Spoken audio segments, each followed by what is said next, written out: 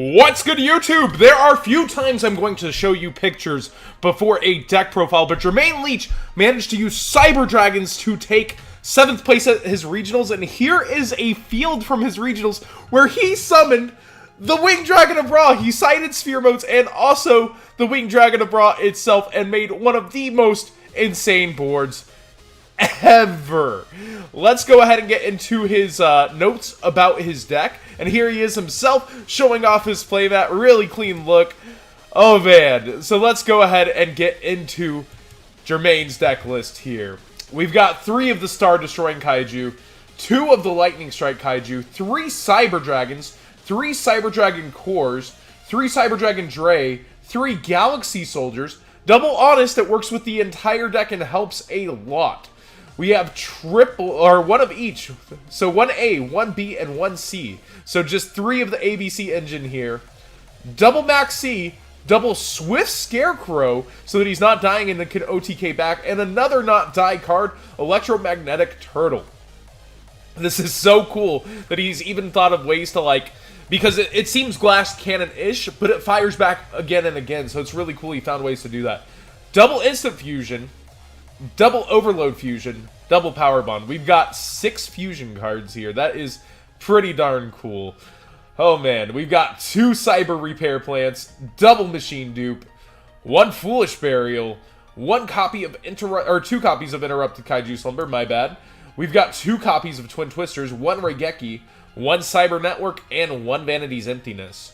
Now, I am a little surprised by this extra deck because one of my favorite parts about this deck with the Kaijus is the ability to go Volcasaurus into Gaia Charger and just game so easy. But I guess with Ghost Ogre running around so rampant in the format that's just not a good idea to go for game with, and I'm sure he found that out through testing because my first instinct was always to run that because it just makes game so easy.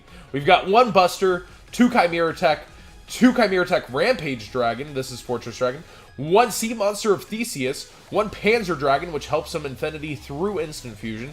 We've got Zolkin, which can be made thanks to Sea Monster of Theseus anytime he has Instant Fusion, with Void Ogre Dragon. We've got a copy of number 38 Hope Harbinger. We've got 2 copies of Infinity, 2 copies of Cyber Dragon Nova, and 1 Pallades. That Winged Dragon of Ra that he summoned, that is so cool. I've got to give you props. People make jokes about that. People try to be like, haha, you could do that. This man did it and he topped. Oh man, that is so exciting. 2 the Winged Dragon of Ra Sphere Mode, 2 Denko Sekka, 2 Flying Sea, 2 Soul Releases, 2 Defusions, 2 System Downs, and 2 Anti-Spell Fragrances for slowing down basically any Pendulum deck. He has a lot of notes here, so let's go ahead and get to it. Using ABC is good for putting out extra damage and for applying pressure on the field.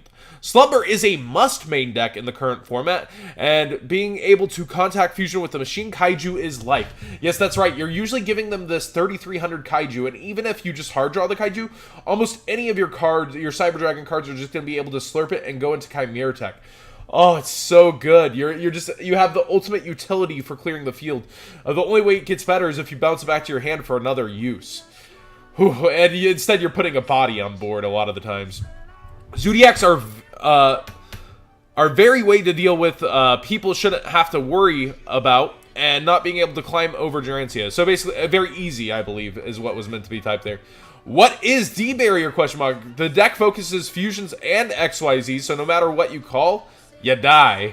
That's pretty cool. You have all these fusion options to force the D-Barrier, and you just start overlaying into your boss monsters all over. That's actually pretty cool. And you can even have, well, I guess the Synchro Play would include the fusion, so there's not that. But yeah, you're half and half almost. That's pretty cool. He thought Infernoids would be his hardest matchup, since they can banish his vital combo pieces in the graveyard. But with Infinity, Pallades, and Hope on board, you have to know what the right card to interrupt is. Like bouncing Void Vanishment with Pallades can make the opponent neg 2 and push them back further than what they already were. Swift Scarecrow is a lifesaver. I can't tell you how many times it saved them in the tournament. It also is a machine if you need to fuse with it. That is actually some really cool synergy.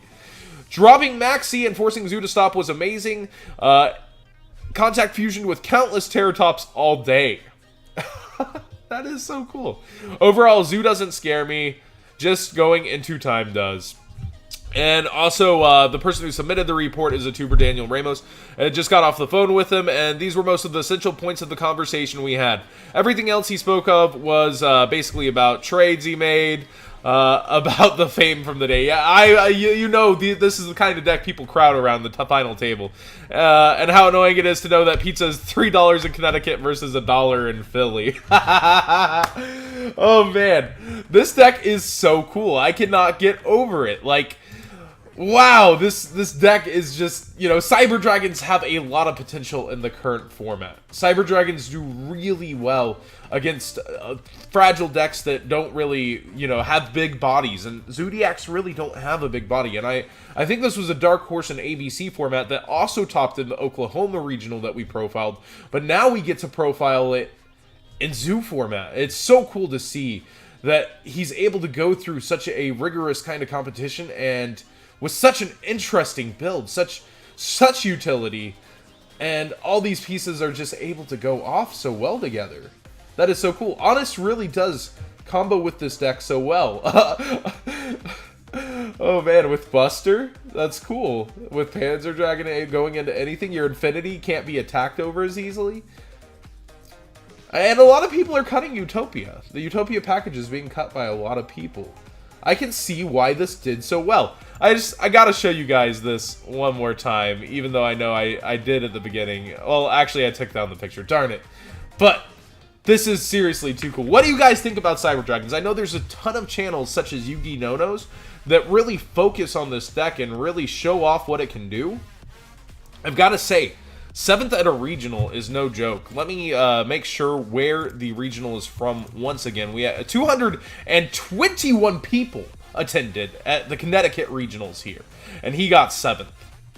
221 people. Wow. That is so cool. These fusion cards so strong, and a meta dominated by Zoo. I can't get over it, guys. I'm sorry.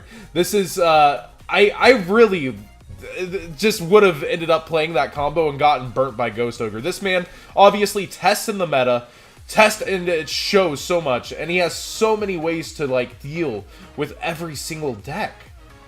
I really like this. This is amazing.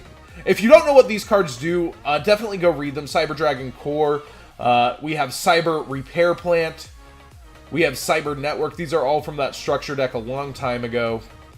Of course, Galaxy Soldier, maybe the most expensive part. How much is this deck? This deck's pretty cheap. We've got, what is this, 50 bucks right here? And those, we've got 80 now total. Let's keep going. I think this is actually worth something, like 3. But the rest are almost thrones. Regeki you should already have. Twin Twisters, let's say if you're going and picking up the Maxi staples from other decks, Twin Twister staples from other deck, Regeki staples from other decks. It's not much. It's not much at all to put this together and try yourself besides the sphere modes, if you don't have them already. Which could be a side deck staple-ish, not really. But honestly, if you want to try this build out, and you've been playing in the meta, you should have anti-spells, you should have Twin Twisters, you should have Regeki, you should have Mexi. This entire core to pick up is just about the 50 for the Galaxy Soldiers if you trade. That is really cool. No dimensional barriers. I didn't even notice that until I put this up. This is so budget. The Galaxy Soldier and Theseus may be the most expensive part of this deck. Wow! Great job! I have to say, amazing job here. Oh my gosh, he did it so big. Our duelist here, Jermaine Leach, did this so amazingly. 221 people. I can't even emphasize it enough. Good job, my man. Like, thank you so much for letting me feature this on the channel, actually. I'm actually very proud to get to show this off. 2K17, Cyber Dragons popping off with your boy here. As I'm gonna end this, man, I'm still shocked. Like, there's so much happening each week.